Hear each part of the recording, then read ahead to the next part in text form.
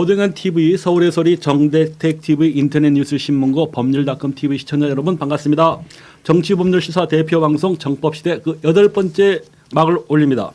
안녕하십니까. 서울의 소리 법조팀장 정대택입니다.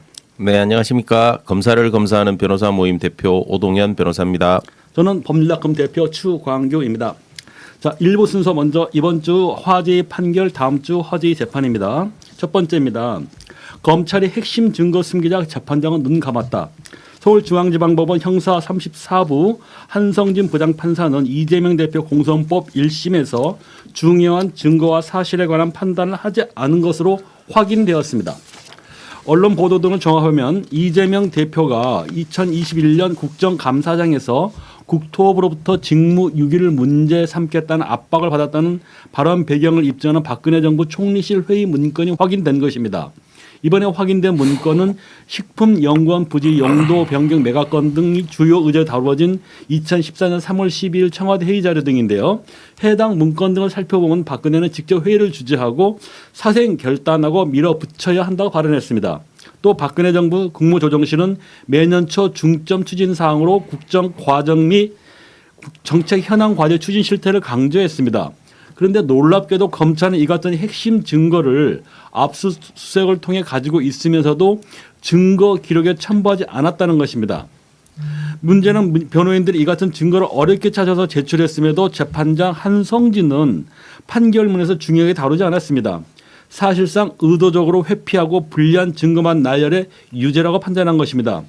민주당 사법정의실현 및 검찰 독재 대책위원회는 지난 22일 국회 소통관에서 기자회견을 갖고 검찰이 찍어서 기소하고 법원이 이것을 걸러주지 않으면 살아남을 정치인이 누가 있겠습니까 따지면서 정치 검찰은 무도한 사냥을 당장 멈추기 바란다. 법원은 향후 재판에서 공정하고 현명한 판결을 통해 잘못된 판결을 받아주시길 바란다고 호소했습니다. 자, 이 부분 관련해서 우리 정대택 팀장님 사실 1심 우리 이 공소법 사건 그 유죄가 나오면서 굉장히 충격에 휩싸였는데 사실 놓고 보니까 검찰이 증거를 숨기고 그다음에 한성진이 얘는 이 친구는 그걸 판단 안 했다는 거거든요. 네. 이 부분은 어떻게 생각하십니까? 그렇죠. 저는 이게 22년 동안 제가 당해왔던 사건하고 흡사합니다. 거의 유사하죠. 이게. 네, 유사합니다. 폐일원하고 네. 이거 사건을 기소한 검사는 그냥 상식 밖으로 물이 위에서 아래로 흘러야 되는데 밑에서 위로 흐른다고 수사해가지고 기소하고 판사는 정말로 기본적인 거 양심도 저버리고 아까 뭐 증거를 숨긴 뭐 헌법과 법률 위배해서 한 판결로 해는 서쪽에서 동쪽으로 진다고 판결은 아주 천인공노할 수사하고 판결이라고 봅니다. 그냥 여러 미사구를 붙일 것도 없고.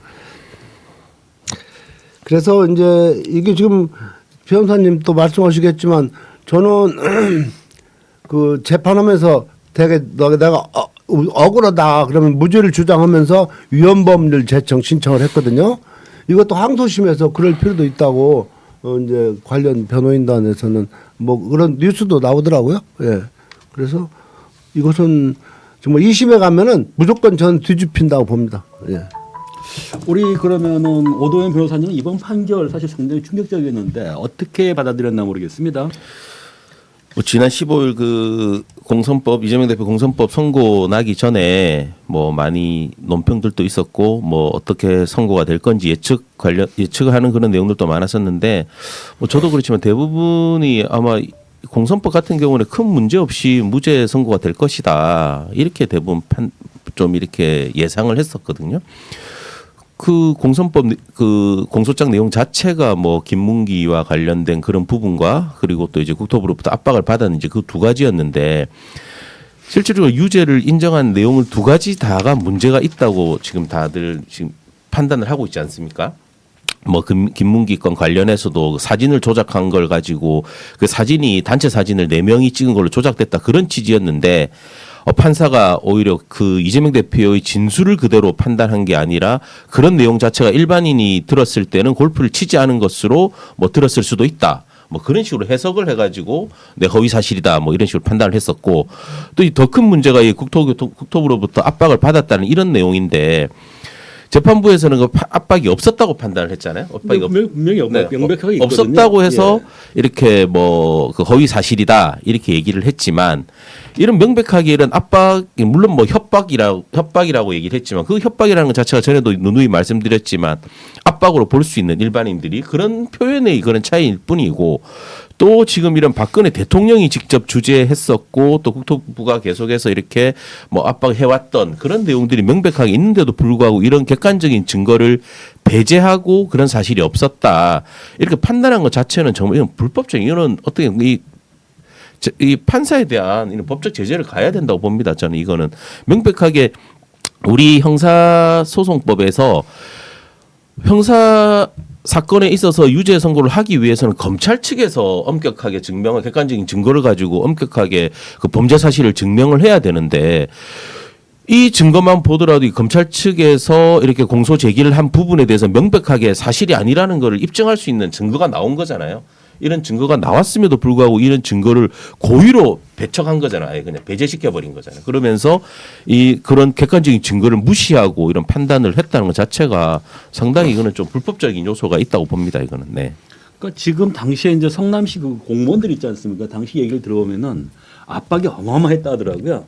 과연 이거 갖다가 그 이제 그 공무원들 실무자들 입장에서 과연 그렇게 대통령까지 나서고 있는 상황에서 이걸 안 할 수 있느냐 그런 압박을 분명히 받았는데 불구하고 사실 이번 판결을 받아보니까 그런 부분은 전혀 판단이 안 이루어졌더라고요.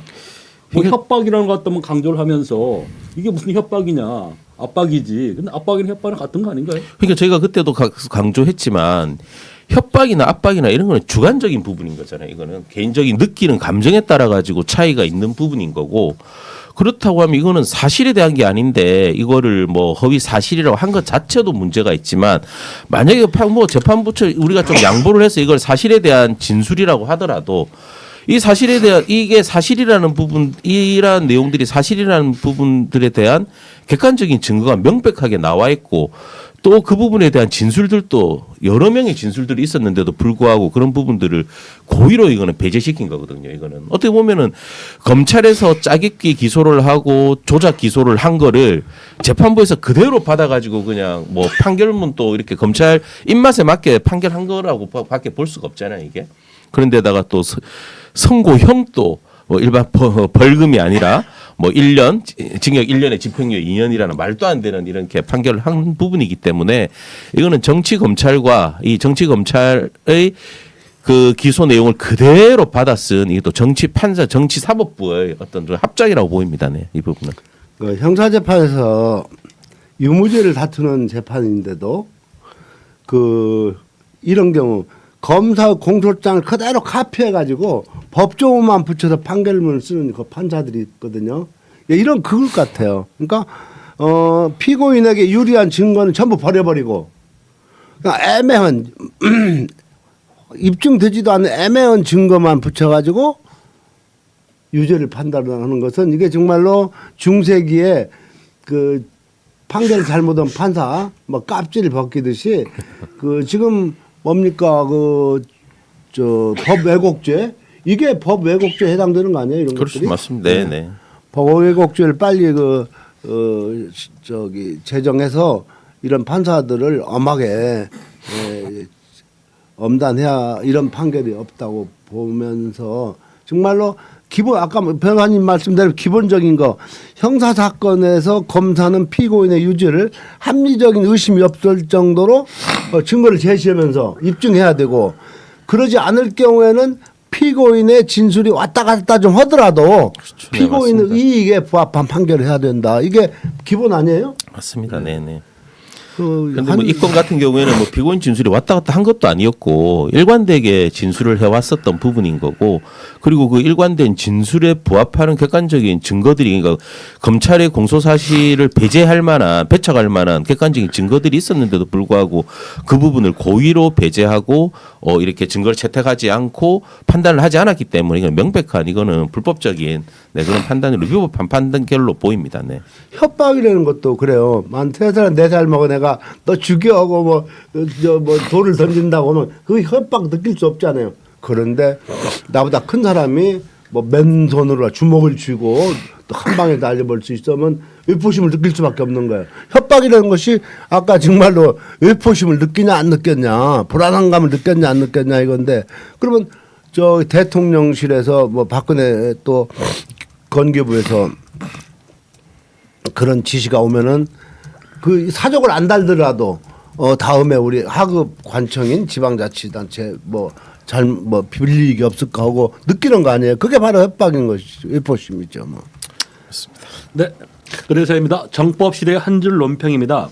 정의를 수호한다는 검찰은 더 이상 존재하지 않는 것 같습니다. 윤석열이 앉아야 할 피고인석에 앉은 대령 박정훈. 국방부 검찰단이 지난 21일 상관 명예훼손과 항명 혐의로 재판에 넘겨진 박정훈 대령에 대해 법정 최고형량의 징역 3년을 구형했습니다.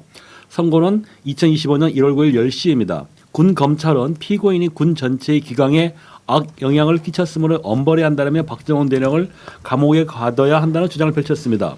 하지만 지난 1년여간 진행된 공판 과정에 드러난 것은 사단장 임성근은 그릇된 욕심, 윤석열의 경로, 계속해서 이어진 구명로비, 대통령 측근과 정부 전반이 움직여 만들어낸 광범위한 은폐, 축소, 무마 시도였습니다. 그럼에도 군 검찰은 엄벌을 외친 것입니다.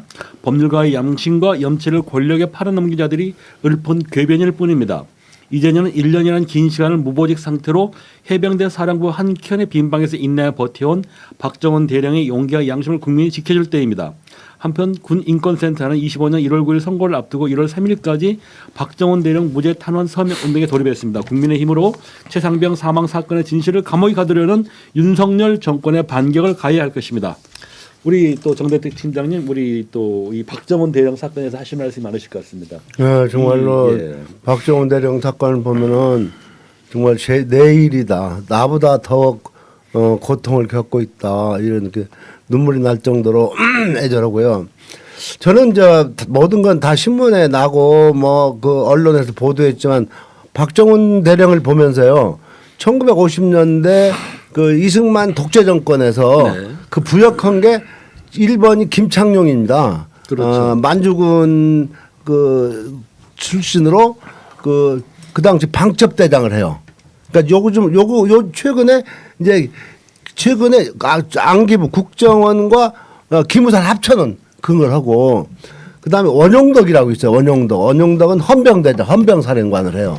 그러니까 원용덕이가 그 부산 전시에 그 4.4.5 파동 날 때 그 국회의원들 출근하는 버스를 막 끌어가고 하는 게 원용덕이고, 김창룡이는 무조건 막 그 간첩으로 엮어서 막 고문해가지고 이제 제주 사건 여순 반란이라고 하지, 여순 사태도 연루되고 하는 그 김창룡인데 너무 막 그 무소불위의 권력을 휘두르니까 이승만이 믿고 그 허태영 대령의 상관이 강문봉이라는 육군 중장이 있었고 그 사람이 또 불이익을 당해요. 그러니까 그런 고민하는 중에 제가 그 신초식 허대령 그 부하가 그 김창룡을 죽여요.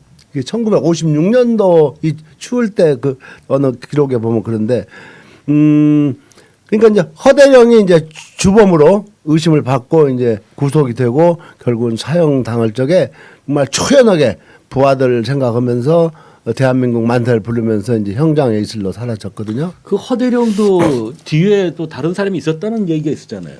뒤에 뭐 정일권이도 있고, 그러니까 허대령은 자기가 직접 범행한 거 아니에요. 아닌데 이제 누명을 씌웠어요. 누명을 당시에 씌웠어. 이제 소위 김창룡파하고 그다음에 사실 반이제 이승만파 그 세력이 몇 개가 뭉쳐 있었다는 얘기가 있더라고요. 그러니까 반 이승만파라기보다는 네. 정말 정의로운 파, 정말로 정군 즉 국군을 사랑하는 파 그룹, 그리고 오로지 이승만 독재 정권에 부역하는 김창룡 특무대장 그렇게 될 적에 그 허대령은 뭐 그 당시에 정말로 의연하게 자기가 그럼 뒤집어 쓰고 했는데 지금 같으면은 그렇게 형장의 이슬로 우리가 언론이 탁 터져 있고 이렇게 했다면은 죽음이 않고 저 김대중 선생 구명노위 하듯이 저 사형 선고 받았을 때 이제 그래 됐을 텐데 지금 박정훈 대령은 그나마라도 그 뭐 내란 수괴 누명을 떴다가 그 수괴는 떨어지고 이제 항명으로 했는데 그 이건 기본 아니에요? 교과서도 있는 거 저기 정당하지 않은 명령 거부할 수 있는 것이고 군인이 그러면 아군에 대해 총질하라고 명령하면 총질합니까? 아니잖아요. 그러니까 정당한 직무를 수행했는데 그것을 이제 윤석열이가 하여튼 그 지금 더 나오겠지만 대통령실에 뭐 7080인가 뭐 그 전화 이제 국정감사라도 시작된다니까 되면은 뭐 100일 안에 밝혀지겠지만 정말로 박정훈 대령은 정말로 군인 정신이 투철한 참 군인이었다. 이렇게 그래서 어떤 경우도 상을 줘야지 무슨 아까 서두에 말씀하신 대로 그 자리에 그 피고인석에는 그 누굽니까 그 국방부 장관 네? 임성건 말고 누구죠? 예. 그리고 뭐 임성근이라든가 뭐 사병대 사령관 이런 놈들이 앉아 있어야 할 자리지 박정훈이가 앉아 있을 자리는 서 있을 자리는 아니다 이렇게 했어요. 그러면 오 변호사님 지금 이거 같은 경우 지금 이번에 그 특검 말고 지금 상설 특검인가요? 그걸로 좀 이제 추진하고 있는 것 같은데 민주당이 이 사건도 그걸로 하면 안 되나요? 어떻게 되죠? 지금 전체적으로 지금 이 최혜병 특검 같은 경우에도 뭐 계속 거부권 행사해서 부의되고 뭐 이런 상황이지 않습니까? 그런 상황에서 지금 상당히 증거들이 지금 거의 사라지고 있는 그런 상황입니다. 지금 1년이 지나면서 통신 기록 자체도 지금 저희가 힘든 상황이고 또 최근에 윤석열 대통령 김건희 여사 뭐 또 휴대전화도 교체했다고 나오잖아요. 그렇다고 하면 휴대전화 원본을 또 확보하기도 힘든 상황이면은 포렌식을 한다고 하더라도 그런 어떤 증거 기록들이 나오지 않는 상황인 거고 이 사건은 이제 많은 분들이 알고 계시겠지만 실질적으로 임성근 한 명 구하려고 이 사단이 난 거잖아요, 이게. 그렇다고 봐야죠. 예, 당연한 이런 군 부대 내에서 이런 병사들의 사망 사고가 발생했다 이러면 지휘 체계에서 당연히 책임을 지고 그 부분에 대해서 물러나고 책임을 지는 게 이때까지 해왔던 당연한 부분인 거고 그게 또 부하들에 대한 당연한 그 상관들의 책임이잖아요, 그게. 근데 이 건 같은 경우에는 박정훈 대령이 그 규정에 따라 가지고 경찰로 이첩을 했고 그게 원래 또 이첩 과정에서도 실질적으로 결재도 다 났던 부분이잖아요. 근데 갑자기 뭐 윤석열 대통령이 경로했다. 그러면서 국방부에서 뭐 보류하라고 지시가 내려왔고 그러면서 군 검찰단이 갑자기 사령부에 뭐 이렇게 갑자기 들여닥치고 일련의 그런 과정이 있었는데 이런 걸 보더라도 과연 임성근이 윤석열하고 김건희에게 어떤 존재인지 많은 사람들이 지금 의문을 보이고 있잖아요. 이게 사단장이 전국에 얼마나 많습니까? 그 많은 사단장 중에서 특별히 임성근만을 이렇게 보호하고 이렇게 지키려고 하는 이유가 이해할 수가 없는 그런 상황이잖아요. 이게. 네, 그런 부분이기 때문에 이게 지금 특검을 계속 저희 했지만 특검 자체는 계속 거부권 행사하면서 진행이 안 된 부분이고 대표님 말씀하신 이제 그 상설 특검 그 부분 또 이제 뭐 논의해 볼 필요는 있겠죠. 그런데 지금 현재 지금 최혜병 사건과 관련해서도 전체적으로 뭐 이 특검만을 이제는 고집하지 않는다 뭐 이런 분위기인 것 같아요. 국정감사를 하기로 했죠. 네, 그러니까 국정조사 뭐 이렇게 국정조사로 가고 그렇게 해서 이제 특검만을 계속해서 뭐 잘 됐으면은 당연히 최선의 그 시나리오였지만 그게 안 되다 보니까 시간이 지나고 아까 말씀드린 증거가 계속 사라지고 있는 그런 상황이기 때문에 하루 더 빨리 이제 조사가 좀 이루어지는 게 좀 맞지 않나 이런 생각이 듭니다. 네.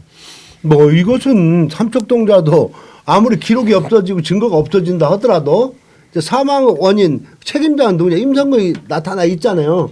뭐 빨간 옷 입고 사진 좋게 찍어서 던져나가 그 임성근이고. 그러니까 이게 지금 네네. 두 번째는 이제 누가 그다음에 이제 그 부분은 박정훈 대령이 수사 기록 그 경북 경찰청이 인수했던 기록 사본이 있잖아요. 네네. 그것만 가져오면 또 충분히 입증이 될 거고 그 후에 이제 누가 이걸 덮으려고 했느냐, 누가 아까 말씀드린 임성근이를 보호하려고 했느냐, 왜 그 경로한 놈 윤석열이가 왜 그 사람 하나 죽었다고 사단장을 처벌하면 누가 사단장 하겠냐. 이게 그 검사 스타일, 윤석열 스타일 아닙니까? 지 마누라 그 줄리 챙기려고 막 온 나라를 지금 이렇게 만들듯이 그 부분만 밝혀지면 되는데 그 부분도 지금 다 나와 있다고 보고 진짜 국정검사든지 누구든지 이것은 경찰관이나 검사 한 놈만 정의롭게 하면 다 백일하에 드러날 것이라고 저는 봅니다.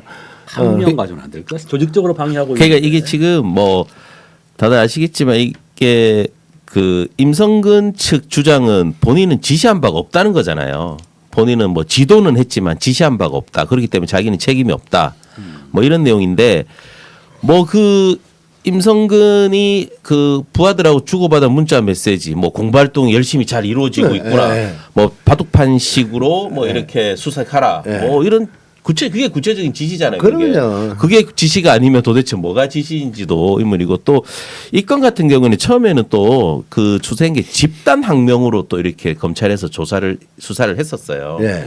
집단 항명이라고 하면은 3년 이상이거든요. 3년 이상. 그러겠죠. 최하가 3년이에요. 최하가 3년. 반란 아닌가? 네, 그러면은 그 전시면은 사형이에요. 전시면은 그러니까요. 사형 무기징역인데 지금 일반 그 전시가 아니기 때문에 3년 이상인데 그는 수사를 진행하다 보니까 자기들도 이걸 집단 항명으로 하기에는 너무 무리가 있으니까 그냥 일반 단순 항명으로 지금 기소를 한 건데 항명은 또 3년까지예요. 항명의 최고형이. 네. 그런데 3년을 구형했단 말이에요. 이것도 거의 최고형을 구형한 거잖아요. 근데 지금 당연히 이거는 법에 따라 가지고 이첩을 했었고 그렇게 정당한 본인은 정당한 그 업무를 수행을 했는데 부당한 명령에 대해서 지시를 거부했다고 해서 항명으로 이렇게 처벌을 한다고 하면은 앞으로 모든 뭐 공직자라든지 뭐 군 경찰들 같은 경우에는 부당한 지시에도 다 그대로 따를 수밖에 없는 그런 상황이 되는 거잖아요. 이거는. 네, 참 이 판결이 만약에 유죄로 난다고 하면 앞으로 공직 사회에서는 뭐 부하들은 상관이 얘기하면은 뭐 그게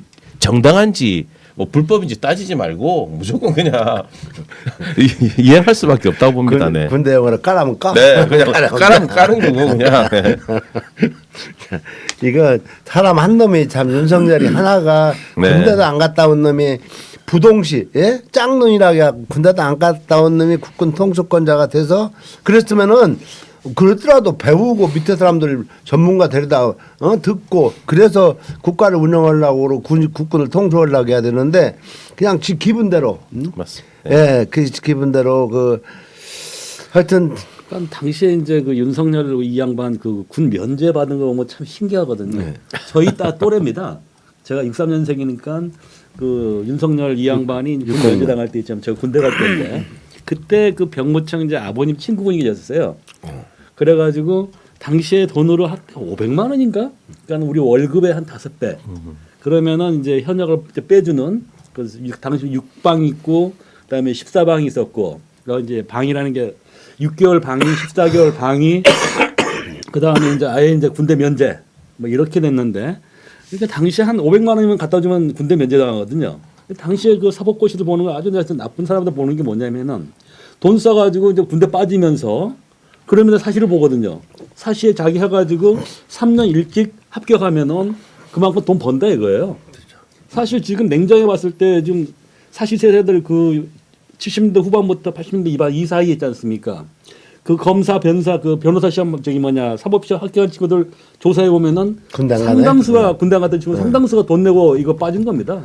그 대표적인 황교안이 단맞은 말도 안 되는 얘기 아닙니까? 얼마나 당시에도 지금도 마찬가지지만은 당시에도 소위 이 흑수저들한테는 군 면제란 건 엄청난 거였습니다. 엄격하게 다 하면서 돈 갖다 주면 한보따 갖다 주면은 뒤에서 바로 빼주고 이런 부분에서 우리 박정훈 대령이 어떤 군의 기강을 세웠으면 좋겠습니다. 자 이상입니다. 열렬 응원합니다. 네. 박정훈 대령 힘내세요. 예, 한번 결심했고 이제 선거날 꼭 한번 가보려고 했는데 시간이 안 맞아가지고 1월 9일인가? 네, 1월 9일입니다. 10시입니다. 네. 네. 자 정법시대 한 줄 논평입니다. 군 검찰이나 정치 검찰이나 수사권 박탈 마일리지가 차곡차곡 쌓이고 있습니다. 세 번째 꼭지입니다. 돈봉투 의혹 송영길 징역 9년 구형. 지난 6일 서울중앙지법 형사 21부 허정부 부장판사 심리로 열린 소나무당 송영길 대표의 정당법 정치자금법 위반 혐의 사건 1심 공판에서 검찰이 징역 9년과 벌금 1억 원 선고를 요청했습니다. 송 대표는 2020년 1월부터 2년간 정치 활동을 지원하는 외곽 조직인 사단법인 평화와 먹고사는 문제 연구소를 통해 후원금 명목으로 기업인 7명에게 불법 정치자금 7억 6천여만 원을 받은 혐의도 함께 받고 있습니다. 송 대표는 최후 진술에서 정치자금 수수 혐의와 관련해 먹사에는 정책 은구 조직이라며 먹사연의 회계에 대해서는 제가 보고받은 사실도 없고 알려고 하지도 않았다고 주장했습니다. 전당대회 금품 제공 혐의에 대해서는 이미 대의원 투표가 진행되고 선거의 반이 지나간 날에 매표하겠다고 돈봉투 나눠준다는 말이냐며 수많은 사람이 오가는 선거 사무실에 누가 돈봉투를 갖고 오겠냐고 반문했습니다. 재판부는 내년 1월 8일 판결을 선고하겠다 밝혔습니다. 우리 또 이 송영길 대표님하고 또 우리 정 대표 팀장님하고 또 많이 인연이 있지 않나요? 예, 저 같이 동병상련 같이 뭐 중도 합작 그 집회도 다니고 또 서로 그래 재판에 갈 때 응원도 하고 그 무죄를 주장하는 재판에서 구형은요. 구형량은 아무것도 아니에요. 진짜 뭐 20년 하면 뭐예요. 판사 무죄 나오면 무죄하면 되는 거예요. 이제 뭐 300 형사소송법 325조 후단을 인용하여 무죄를 선고한다 하면 되는 건데 지금 일전에 이재명 대표나 송영길 대표 이 사건들이 이제 뭐 윤미향 뭐 다음 시간에도 있지만 이게 과거에 정말 정치 구단들이 정치할 때 양김 시대 김대중 김영삼 뭐 더 올라가면은 박정희 때도 정당에 있었던 일을 가지고 정당 사건을 사법으로 안 갔어요. 부끄러운 일이거든요. 그렇죠. 그래도 일국의 정치 수권, 국가를 끌어간다고는 정당에서 이 시시콜콜한 가지고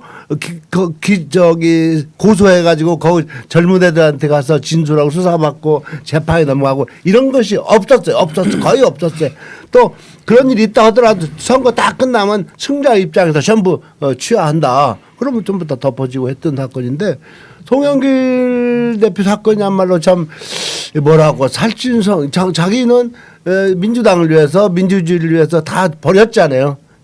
5선은 지역구도 버리고 다 내주고 이렇게 해가지고 다 이제 서울시장 한번 해보려고 하다가 그 뜻을 이루지 못하니까 이제 그 불란서 유학에서 이제 다음을 기약하고 공부하는 사람을 그냥 탈탈 털어가지고 어느 여인의 그 핸드폰에서 뭐 하나 나온 걸 터잡아서 그렇게 하는데 참 안타깝고 이것이 정말로 사법부 잣대로 처단을 해야 되는 것인지 9년씩 구형을 줘야 되는 것인지 판사의 올바른 판단만 남았다고 보는데 참 안타깝습니다. 이것은 또 다른 사건과 달라서 앞에 관련된 사람이 지금 실형을 받았고 그렇기 때문에 어떤 결과가 나올는지 열심히 뭐 응원하고 기도하는 길밖에 없을 것 같아요. 그러니까 이게 지금 앞에 그 시정 받았다는 게 이제 그 전당대 건이고 지금 사실 9년 나왔다는 거는 그렇죠. 그 뇌물죄 그 정치자금 적은 9억 7억인가 그것 때문에 그렇게 세게 하는 건 아니에요? 이게 지금 문제가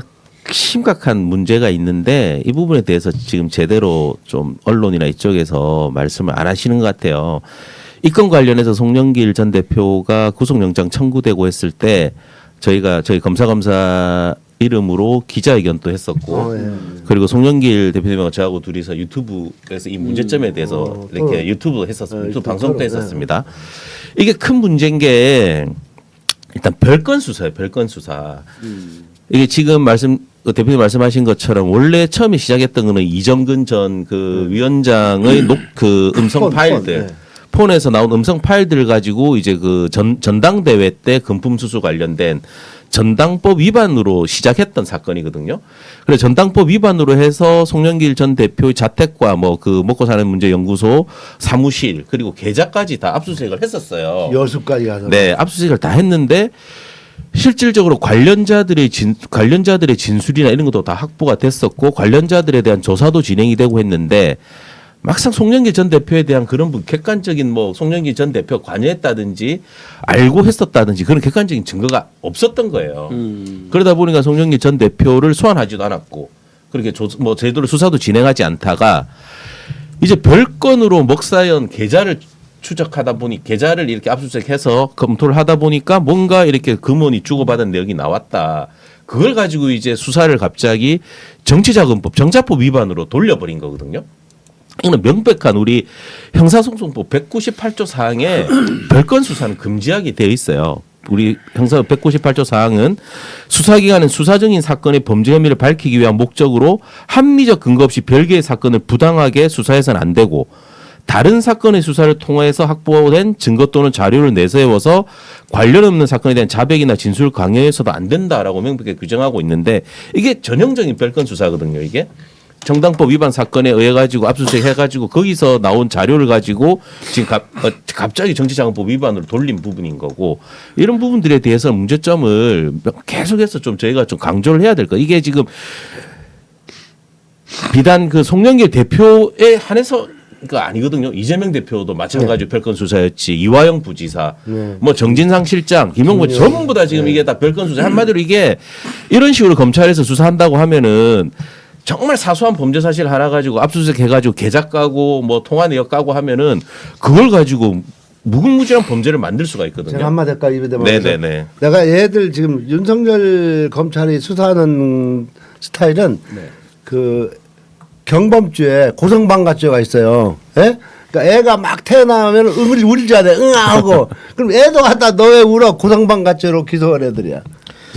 그러니까 이게 별건 수사가 왜 우리 법에서 규정을 금지해뒀겠어요 이게. 그러니까 또 이렇다고 하면은 검찰에서 이런 식으로 별건 수사로 압수수색을 해가지고 진행을 한다고 하면은 아까도 말했죠. 정말 사소한 범죄 사실 하나 가지고 수십 차례 압수수색하고 강제 수사해가지고 그거 까다 보면은 나올 또 때까지. 좀 이상한 거 있으면은 또 그걸 가지고 또 기소하고 이런 식으로 괴롭힐 수가 있잖아요. 이게 정말로 이런 부분들 때문에 우리 법에서 엄격하게 별건 수사를 금지하고 있는데 이거는 명백한 별건 수사에 해당하는 위법한 수사에 해당하고 이런 부분은 재판부에서 정말로 좀 잘 판단을 해서 네, 좀 현명한 좀 판결을 했으면 좋겠습니다. 네. 그다음에 지금 송영길 대표 별건 수사는 피해자가 없잖아요. 피해자가 지금 고소 고발한 게 없잖아요. 그렇죠. 네, 네. 그것도 없는 거고. 네. 말도 안 되는 사건을 가지고 지금 그게 강백신인가 그 놈이죠. 그렇죠, 맞습니다. 이번에 그 네네. 탄핵 대상에 올라간 놈 참 나쁜 놈들.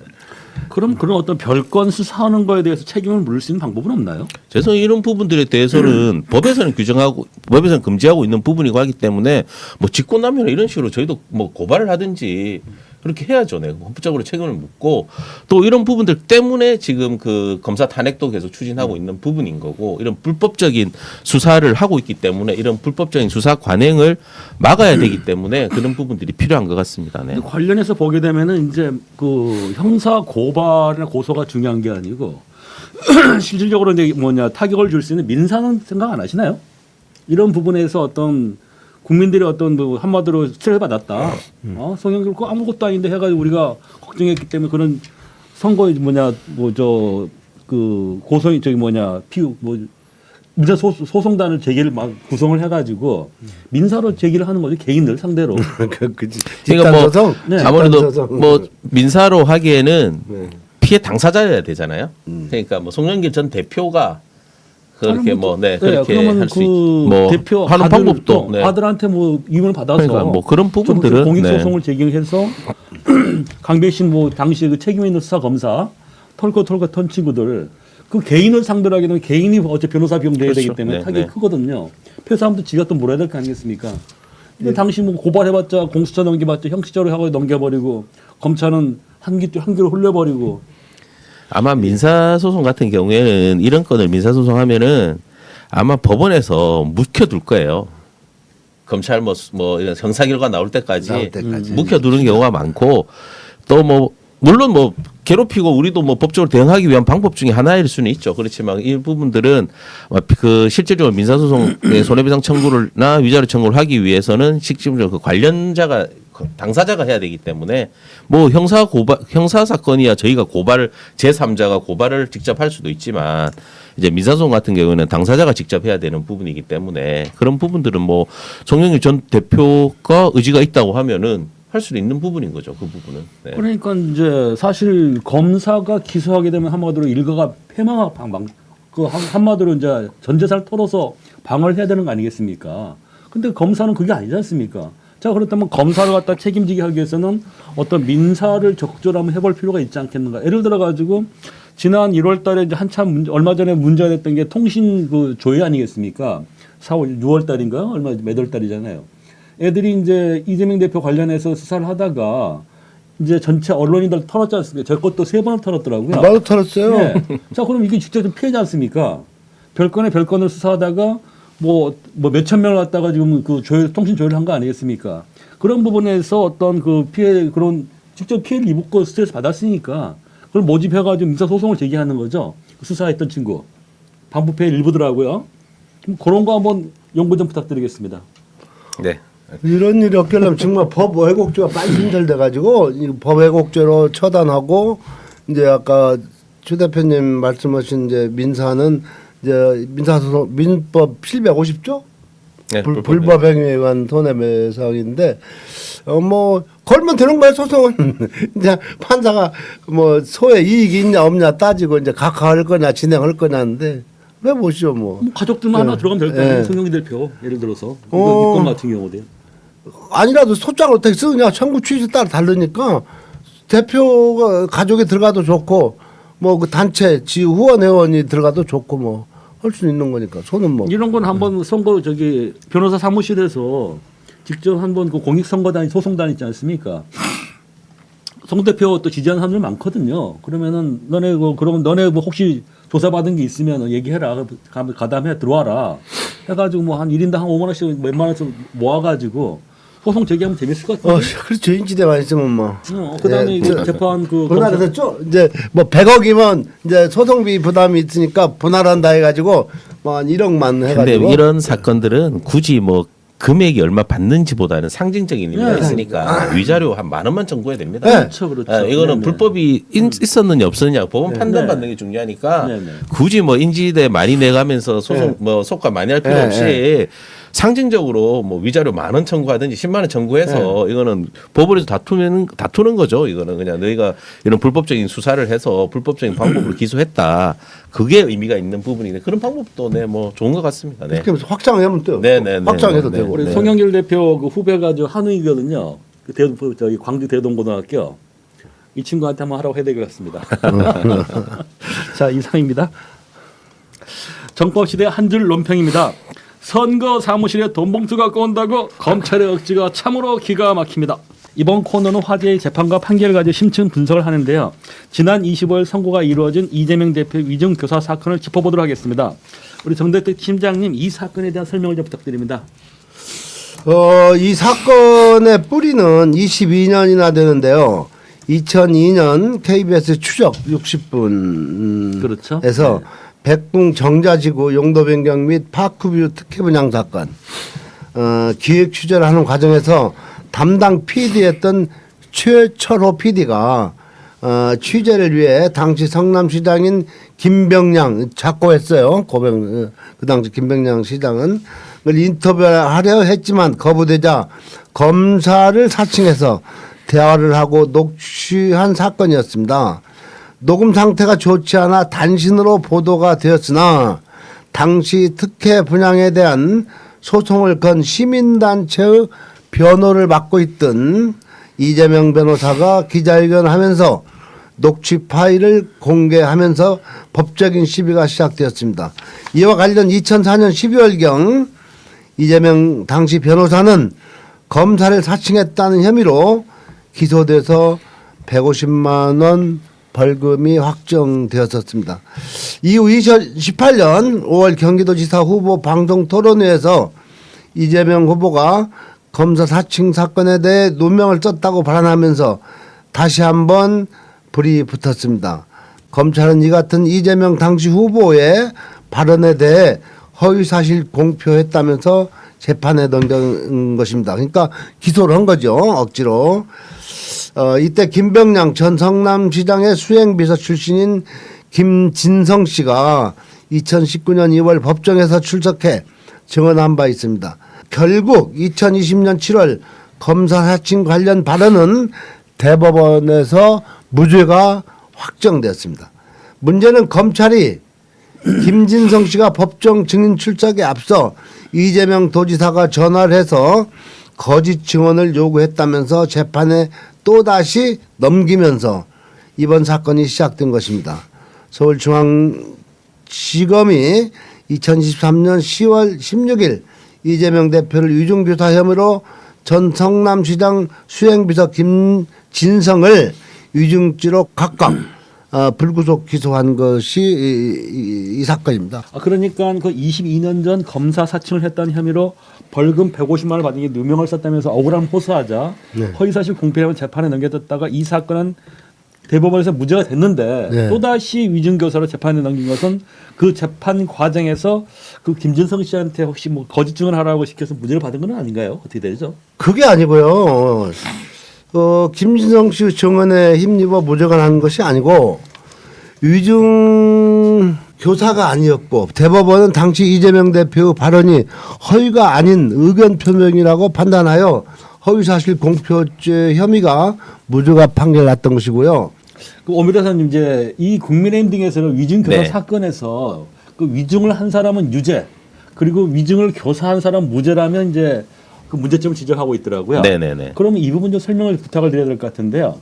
김진성은 위증죄가 유죄인 그 이유는 뭐 때문에 위증죄로 판단한 거죠 재판부가? 그러니까 김진성 진술이 여러 가지가 있었잖아요. 여러 가지 중에서 일부는 무죄로 판단을 위증이 아니라고 판단을 했고 일부는 또 이제 유죄라고 판단을 한 부분인데 지금 이 국민의힘 측에서 이게 문제 제기하는 것 자체는 이게 참 부끄럽습니다. 진짜로. 상식이 없는 정 어떻게 상식이 없어도 이래 상식이 없는지 교사라는 것은 누군가 범행을 저지르도록 시키는 게 교사잖아요. 당연히 누가 안 시키고 혼자 범행 저지를 수 있는 거죠. 그거는 만약에 모든 범죄가 정범이 있다고 해가지고 방조범이나 교사범이 있어야 되는 게 아니잖아요. 이 국민의힘 측 논리대로라고 하면은 누군가 범죄를 저질렀으면은 그걸 시킨 사람이 있어야 된다는 그 말이랑 마찬가지인 거잖아요. 지금 김진성 씨의 그 위증이 인정된 부분들은 위증이라는 거는 자신의 기억과 다른 증언을 하는 게 위증인 거거든요.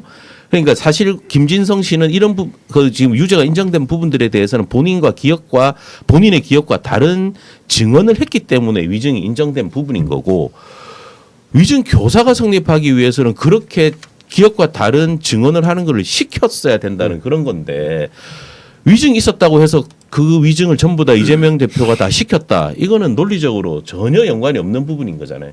별개의 부분인 거고 또 김진성 씨가 위증이 인정된 부분이 이재명 대표와 크게 관련된 진술도 아니에요. 오히려 그런 부분이기 때문에 당연히 위증은 인정된다고 하더라도 이재명 대표는 위증을 교사할 고의도 없었고 이재명 대표가 뭐 위증을 하는 뭐 녹취를 보더라도 위증을 하라고 한 사실이 전혀 없잖아요. 그런 부분들이 때문에 당연히 무죄가 난 건데 왜 위증은 인정이 됐는데 교사가 인정이 안 됐냐? 이거는 정말 한심한 논평이라고 보입니다. 저는. 네. 좋습니다. 그러면 이제 사실 이번 재판을 보게 되면은 제가 한 분기점이 있다고 보는데 재판장이 이제 그 전체 녹취록을 이제 들어보자고 하면서 반전의 계기가 이루어진 걸로 보이거든요. 그러면 이 부분 좀 설명을 좀 부탁드리겠습니다. 이게 30분짜리하고 짜집기하고 어떤 차이가 그렇게 많이 나나요? 그러니까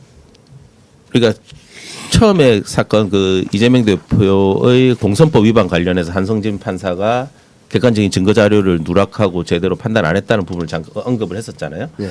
이 건 같은 경우에는 오히려 이제 법원에서 적극적으로 증거를 채택을 한 경우죠. 이거는. 그렇죠. 예. 검찰은 전체 대화 내용에서 딱 자기들이 필요한 부분만 짜집기를 해가지고 만든 거예요. 그렇다고 보면은 그 내용만 보면은 이거를 뭔가 특정한 발언을 좀 시킨 것처럼 들릴 수도 있거든요.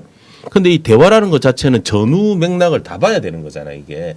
그러니까 이제 검찰에서 제출한 걸로 봤을 때는 이게 뭔가 이재명 대표가 김진성 씨에게 내가 이런 진술이 필요하니까 이런 식으로 좀 얘기를 해달라. 이렇게 충분히 이렇게 제3자가 보기에는 볼 수가 있는 부분인 건데 그게 아니라 우리 전체 대화 내용을 한번 다 들어보자. 근데 다 들어보니까 검찰 측이 제출한 의미하고는 전혀 너무 다른 거예요, 이거는. 이재명 대표는 12차례 거쳐가지고 기억나는 대로만 얘기해라. 없는 걸 있는 걸로 얘기할 필요도 없는 거고 기억나는 대로만 사실대로만 얘기해 달라고를 12차례 걸쳐서 얘기를 했거든요. 녹음에 나와요. 네. 근데 그 부분을 뺀 거예요, 전부 다. 그냥 기억나는 대로 얘기해 달라는 거는 다 빼고 그냥 뭐 이런 게 있지 않았냐. 있지 않아요. 그런 것만 보면은 뭐 이런 식으로 얘기를 해달라는 것처럼 느껴질 수가 있잖아요. 그러면서 내 변론서 보낼 테니까 그럼 보고 거기 네. 맞춰달라. 그렇죠, 이렇게 그렇죠, 그렇죠. 검찰 기소가 된 거예요. 그러니까 이게 그 검찰에서도 주장했던 거는 뭐 변론요지서를 네. 보내준 게 이 변론요지서도로 증언을 해달라는 뭐 그렇게 봐서 위증 교사다 얘기했는데 이거는 그 전부터 제가 계속 말씀드렸지만 방어권의 한 차원인 거거든요. 만약 이런 부분들이 문제가 된다고 하면은 전에도 누누이 말씀드렸지만 형사재판에서 재판에서 증인으로 참석하는 사람과 통화하고 얘기하면 이건 다 위증 교사로 엮을 수 있는 거예요. 증인한테 그때 이런 일이 있지 않았냐 물어볼 수 있는 거 아니에요, 그거는. 근데 그걸 가지고 다 위증 교사를 문제 삼는다 이러면 아예 뭐 증인하고 대화한 사람들은 검찰이 마음만 먹으면 다 위증 교사로 다 엮을 수가 있는 부분이거든요. 근데 더 중요한 부분 이거더만 지금 김진성이가 이 사건 말고 다른 사건에 연루돼 있더만. 맞습니다. 네, 그게 또 심각한 문제입니다. 그것이 네.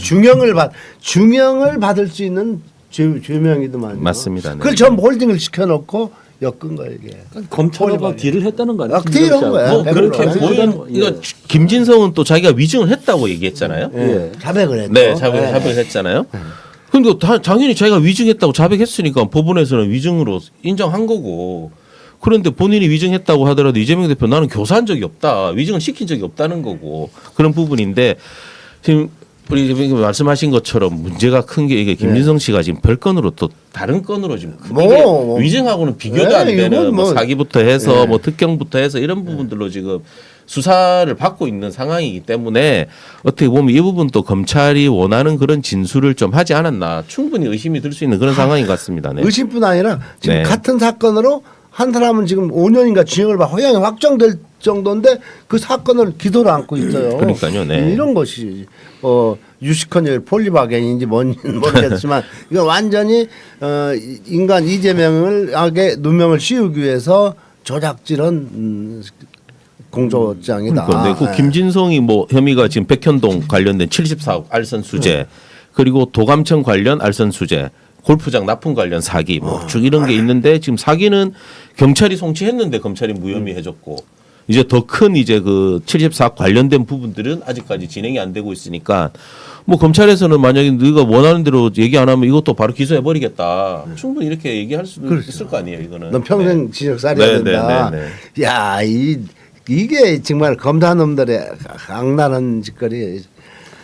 자, 그러면 이제 재판부는 이제 그 김진성 이 관련해서 이제 어떻게 판단을 했는지 지금 총 그 한 5가지 증언, 6가지 증언이 있더라고요. 네, 6가지. 네, 네. 6가지 증언 중에 어떤 건 유죄라고 어떤 건 뭐 아까 무죄 뭐 무혐의 뭐 이렇게 한 것 같은데 그걸 좀 설명 좀 부탁드리겠습니다. 좀 난해하더라고요.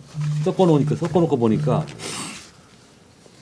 지금 그 전체적인 진술 자체가 한 6가지 되는 것 같아요. 전체적으로 예. 그 김진성의 진술에 대해서 진술 그 기소한 게 한 6가지 증언을 한 6가지 정도를 문제 삼은 것 같아요. 근데 제가 이거 재판부가 이제 좀 이렇게 밝힌 내용을 간단히 말씀드리면 먼저 유죄를 받은 그 부분은 피고인 그러니까 김진성이 이재명 측 변호인의 뭐 김병량은 증인에게 뭐 그 최 PD에 대한 고소 취하하면 이재명 변호사는 혼자 싸워야 하는데 더 불리해지지 않겠냐. 이러면서 KBS 측 고위 관계자와 그 문제를 협의 중이다라는 취지로 말한 적이 있나라는 질문에 예 들은 적이 있습니다. 이거는 유죄로 본 거예요. 이거는 위증에 해당한다. 네네. 실질적으로 자기의 기억에 반하는 그런 내용이다. 그렇게 얘기를 한 거고 또 하나는 피고인이 이재명 측 변호인의 당시 김병량이 KBS 측 고위 관계자와 협의 중이라는 말을 증인에게 직접 하였나요라는 질문에도 예라고 한 거는 또 기억에 반하는 증언이라서 유죄로 본 거고 또 피고인은 재판장이 증인이 알기로 김병량과 KBS 측 사이에 최 PD는 취하하고 이재명 쪽으로 몰아가자는 협의가 최 PD와 피고인의 구속 전에 있었다는 것인가요? 김병량이 두 사람을 고소한 시점, 최 PD가 구속된 시점, 그리고 피고인이 구속된 시점을 구분한다면 어느 시점에 김병량과 KBS 측 사이에 협의가 있었나요?라는 질문에 협의는 피고인이 이재명 대표가 구속되기 전에 있었다라고 증언한 부분. 그리고 재차 그렇다면 최 PD의 구속 후에 피고인의 구속 전에 협의가 있었다는 말인가 질문에 예라고 한 부분도 유죄로 인정했습니다. 그리고 마지막으로 증인은 KBS 고위 관계자와 협의 중에 협의 중에 김병량에 들었다고 진술했는데 무엇에 대해 협의 중이라는 내용이었냐라는 질문에 선거 전에 KBS를 상대로 한 이 일이 언론에 불거지면 우리에게 어떠한 실익도 없을 것이라는 생각에 협의를 하였다고 들었다. 이런 부분들에 대해서는 유죄로 인정을 했어요. 그런데 이 부분은 실질적으로 이재명 대표하고는 크게 관련된 내용들이 아니거든요. 그리고 근데 이 부분은 또 김진성 씨의 기억과 반하는 진술이라고 증언이라고 봤기 때문에 유죄로 한 거고 이제 무죄로 선고한 부분은 두 가지가 있어요. 증언 중에서 피고인은 이재명 측 변호인의 이러한 상황에서 김병량의 선거 캠프 내에서 KBS를 물고 늘어지는 것은 우리에게도 좋지 않고 이재명을 공무원 자격 사칭의 주범으로 몰아서 확실하게 구속되게 하여야 한다라고 강하게 가자라는 의견이 힘을 얻고 있었지요라는 질문은 예 그런 분위기였다. 이 부분은 위증이 아니라고 판단했습니다. 이 부분은 또 이재명 측 변호인의 이후 김병량은 최 PD에 대한 고소를 취하였죠라는 질문을 예라고 한 부분 이것도 취한 게 맞으니까 무죄로 판단한 부분이에요. 그러니까 지금 이 두 가지 증언은 무죄로 판단을 했고 나머지 네 가지는 김진성의 기억에 반하는 증언이라고 해서 유죄로 판단을 한 부분이기 때문에 이 유죄 판단이 이재명 대표와 크게 관련된 부분들도 아니고 이재명 대표가 뭐 김진성과의 대화에서 나온 부분도 아니거든요. 그런 부분이기 때문에 네, 유죄를 판단한 것 같습니다. 네. 내게 유죄 판단한 것은 이재명 대표가 검사를 하청하는 부분 공소 사실과 전혀 그렇죠. 관계가 네네. 없는 거. 맞습니다. 네. 그러니까 유죄를 받든 무죄를 받든 영향이 없다 이거고. 그렇죠. 네, 맞습니다. 네. 네. 자, 그럼 팀장님 이번 판결의 의의는 지금 어떻게 보고 계시나 모르겠습니다. 지금 이제 사실 이게 보면 이 사건 전에 한동훈 대표는 뭐라 그랬냐면은 법정 구속 당할 것이다. 그 다음에 또 상당한 사람들은 이제 그 유죄 무게를 싣고 있었는데 사실 이번에 무죄가 나오면서 뭐 일이 일비가 됐는데 자 이번 판결의 의미는 어떻게 다른 게 있어요? 어떻게 보십니까? 의미가 크죠. 그러니까 저 지금 대개 그 국민의힘의 나팔수들은 법조인 출신 아닙니까? 검사 네. 주진우, 뭐 한동훈이 뭐 이런 애들. 근데 이 정말로 이번 판결은 그 김동연 판사가 아까 변호사님 말씀대로 검사의 공소 사실을 자꾸 이제 인정하려고 하는 게 아니고 흠결이 생기니까 자꾸 사건을 뒤집어 보고 녹취도 한 몇 초짜리를 30분짜리 다 들어보고 실체적 진실 규명한 거죠. 정말로 판사가 지켜야 할 실체적 진실에 규명하기 위해 들어가면서 한 판결로 이건 어떤 경우도 2심에서 뒤집어지지 않고 이 1심의 무죄가 계속 유지된다. 어떤 경우도 이번 1심 판결은 제가 20년간 수많은 판결문을 받아보고 다른 사람 판결문을 읽어봤지만 흠결 없이 어떤 검찰이 항소를 해서 어떤 항소 이유를 써내더라도 뒤집어질 수 없다. 저는 이렇게 확신합니다. 이 관련해 가지고 이제 조상호 변호사가 자신의 페이스북에 이렇게 글을 올렸더라고요. 네. 이재명 대표는 이른바 검사 사칭이라는 하나의 사건으로 3번째 기소의 7번째 재판을 끝냈습니다. 그리고 드디어 그토록 듣고 싶어하던 이재명을 주범으로 몰기 위한 거대 언론사 KBS 측과 현역 정치인사의 협의의 존재를 인정받았습니다. 검사 사칭 사건 자체가 조작됐을 가능성을 판결로서 확인받은 것입니다. 사법 피해자의 눈을 감아도 떠오르는 사무치는 억울함이 아주 작게나마 위로받으셨기를 진심으로 바랍니다. 이재명 피고인 정말 고생하셨습니다. 이렇게 이제 말씀을 하셨더라고요. 저도 이 부분에 참 고개를 끄덕끄덕했는데 검사 사칭해가지고 사실 그 하나의 투집을 잡아가지고 네. 그때 우리 이 대표가 사흘인가 아마 그 경찰서 구치소에 있었을 거예요. 유치장에 네. 그렇게 하고 이제 그게 지금까지 굴레를 써왔던 거 아니겠습니까? 그런 걸 하나를 벗어났다는 어떤 의미를 삼으면 될 것 같습니까? 어떨까요? 그렇죠. 그렇게 봐야죠. 크게 이제 큰 굴레 중에 하나인데, 네. 예, 그걸 갖다가 벗었다는 하나의 의미 있는 판결이 될 것 같습니다. 자, 그러면 요거는 어차피 또 우리가 한 번 더 다뤄야 돼, 심층적으로 다뤄야 될 네, 부분이고요. 네. 요거는 한번 전체 시간을 할애해서 네. 아까 우리 어머니께서 말씀하신 것처럼 너무 쪼개서 하지 말고 판결문 갖다 놓고 한번 두 사건을 그 공선법 사건이랑 네. 위증교 사건을 아예 네. 그 두 건을 네, 한번 심층 분석. 네, 네네. 어차피 네네. 지금 내년 뭐 1월달에 지금 좀 네, 판결이니까 네. 10월 네. 중에 한번 다뤄보도록 하겠습니다. 네. 자 그러면은 여기서 정법시대 1부 순서를 마치고 잠시 후 2부 순서 이슈인 코너를 진행하겠습니다. 이번 주 이슈인 코너에는 최근 정의기억연대 후원금 횡령과 관련 대법원에서 징역형 집행유예가 확정된 윤미향 전 의원을 모시고 재판의 문제점은 없었는지 등을 들어보도록 하겠습니다. 감사합니다.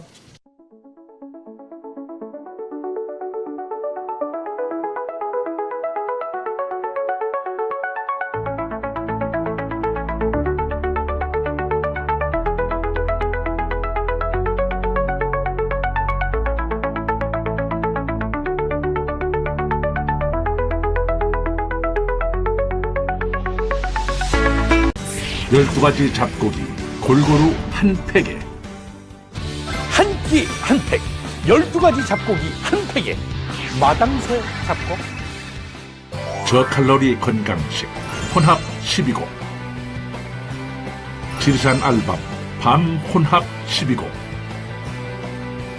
소화 잘 되고 쫄깃쫄깃 영양 가득 검정 찰보리쌀, 혼합 12곡, 밤 혼합 12곡, 검정찰 보리쌀까지 고르기만 하십시오.